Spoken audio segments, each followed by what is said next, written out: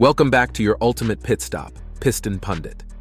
For decades, Canada's auto plants, aerospace lines, and defense manufacturing have been tightly meshed with U.S. supply chains, like pistons cycling inside the same engine block. But over the past year, tariffs, infrastructure threats, and political unpredictability have turned that smooth-running system into a high RPM stress test. A controversial, unauthorized trip to Washington has now exposed just how fragile these negotiations have become. As Prime Minister Mark Carney and Foreign Minister Melanie Joly draw a hard line, bigger questions emerge about sovereignty, auto jobs, and industrial strategy. Here are the developments, the insights, and the key points shaping this showdown.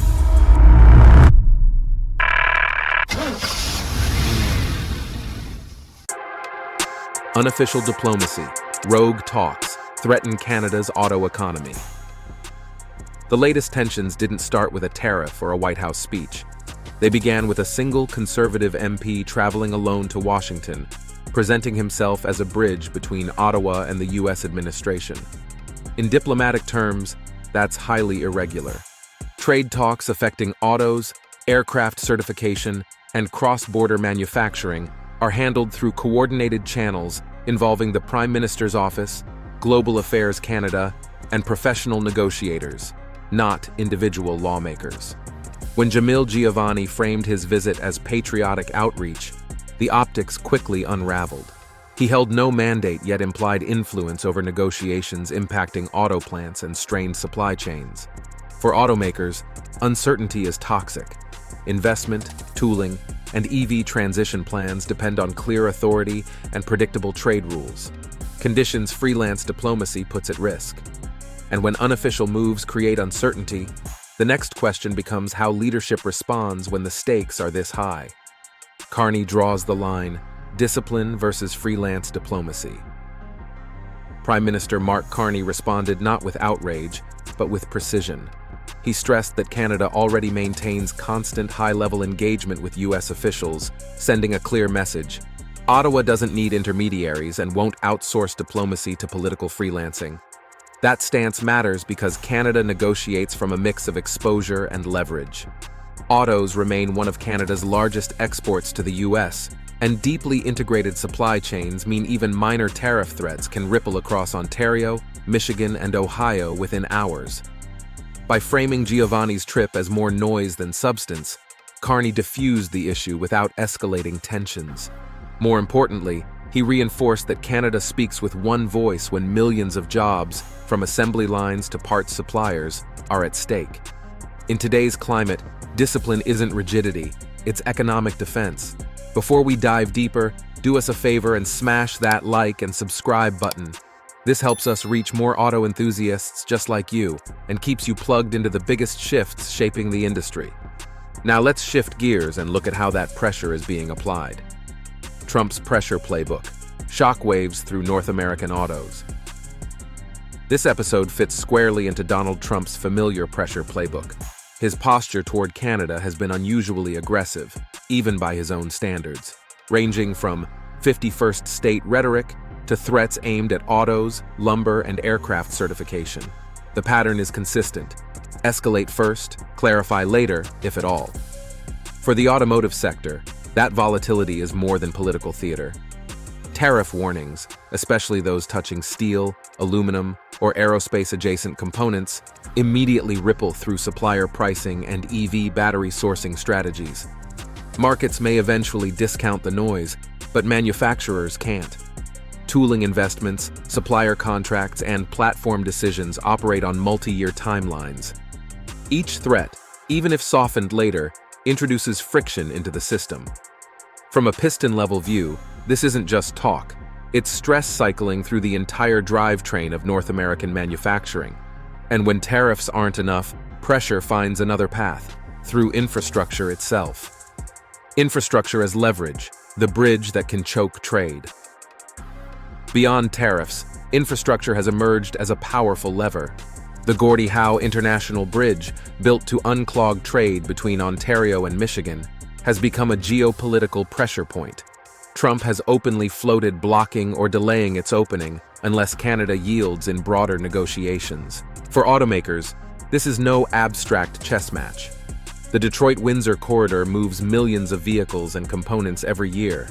Any disruption hits just-in-time manufacturing, raises logistics costs, and erodes North America's competitiveness against Europe and Asia, turning infrastructure into leverage signals that trade disputes can spill directly into physical bottlenecks.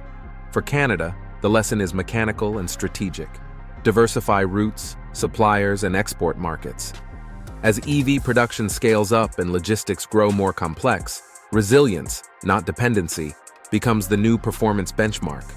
That same leverage logic doesn't stop at bridges. It extends into defense and advanced manufacturing.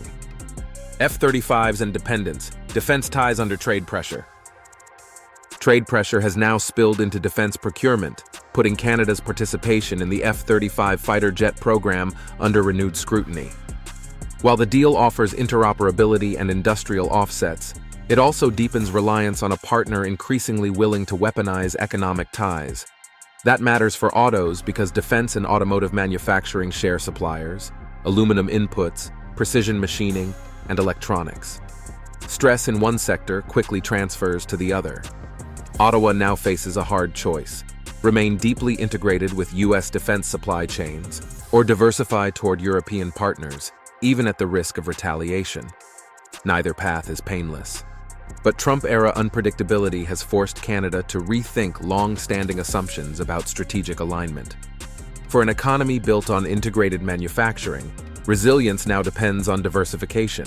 And when strategic dependence tightens, the consequences are felt most sharply on factory floors. Jobs on the line, GM closures expose political risks. Foreign Minister Melanie Joly sharpened the debate by tying unauthorized diplomacy to real economic fallout. She openly questioned whether Giovanni even raised the closure of General Motors' Ingersoll plant, an event that left hundreds of workers facing uncertainty.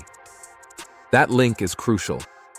Trade theatrics mean little to communities dealing with layoffs, idle lines, and stalled futures. When politicians claim to act in the national interest, the real metric isn't headlines. It's whether jobs and industrial capacity are protected. Joly's call for coordinated diplomacy highlights a hard truth. Fragmented messaging weakens Canada's defense of its manufacturing base. In negotiations where the U.S. often exploits internal divisions, unity becomes a strategic asset, not a talking point. Still, some argue this pressure will fade, that Trump always backs down. But that assumption carries risks. The taco trap. Why Canada can't rely on retreats.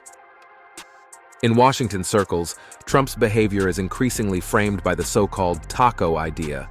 He escalates loudly, dominates headlines, then partially retreats. Markets may learn to price in that rhythm. Governments cannot afford to. Every threat still disrupts planning cycles, freezes capital decisions, and shakes confidence. For automakers weighing EV investments, battery supply contracts, or ICE platform extensions, even temporary uncertainty can delay billion-dollar commitments. The Giovanni episode may seem minor, but it exposed how quickly missteps can be exploited in a high-volatility environment. Canada's response, measured, unified, and firm, signaled awareness of those risks. In today's interconnected economy, credibility functions like capital. Once depleted, it's expensive to rebuild and impossible to fake. Verdict: Canada's industrial future on a knife's edge. This was never just about one MP's solo trip to Washington. It was a stress test of whether Canada can protect its auto sector, aerospace industry, and manufacturing base in an era of economic coercion. Mark Carney and Melanie Joly drew a clear line. Canada negotiates as a nation, not as a collection of political freelancers.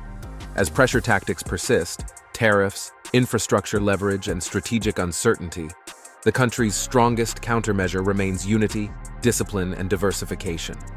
For automakers, suppliers, and workers, the implications are mechanical and immediate. Integrated supply chains reward stability and punish noise. Canada's message is that sovereignty, jobs, and industrial capacity aren't bargaining chips, they're the foundation. Now we want to hear from you. Should Canada diversify defense and auto supply chains faster, even if it risks retaliation? Are integrated U.S.-Canada manufacturing ties still a strength? Or a growing liability? How should automakers balance EV investment with geopolitical uncertainty? Drop your thoughts and experiences in the comments. For the latest updates on the automotive world and more in-depth analysis, subscribe to Piston Pundit and hit the notification bell. Thanks for watching and see you next time. You can now check out any of the videos on the screen. There's plenty more to explore.